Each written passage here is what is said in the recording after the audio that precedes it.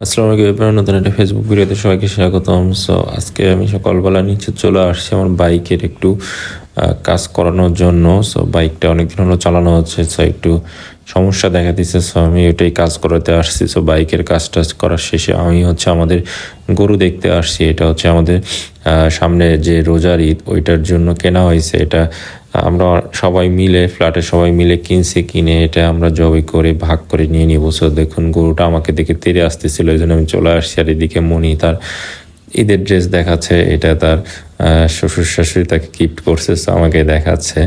আর এইদিকে আমি ইফতার বানানো কি হচ্ছে ওগুলোই আমি দেখার জন্য চলে আসছি। যে দেখুন ছোট মাছ, খুবই লোভনীয় ছোট মাছ। আর এই পাশে আলু সিদ্ধ করে রাখছে, এগুলো আজকে ইফতারে আমরা খাবো। আর এইদিকে এই যে দুধ, আর এইদিকে ওই যে পিঁয়াজুর জন্য কালাই রাখছে। আর এইদিকে আমার সবথেকে পছন্দের খাবার বাদাম। সো এই যে দেখুন আমি বাদাম ভাজি খেতে খুব পছন্দ করি। সো মনিকে বলতেছি এগুলো আজকে আমার জন্য ভেজে রাখতে।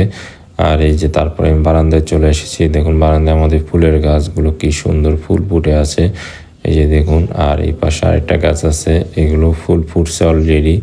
আর এই পাশে আমাদের কিছু সবজির গাছ আছে, যেগুলো দেখুন এই যে গ্রিল দিয়ে উঠে পড়ছে। এগুলোতে আর কিছুদিন পরে সবজি ধরবে এবং আমরা এগুলো খেতে পারবো। এই যে এগুলো আম্মু লাগিয়েছে।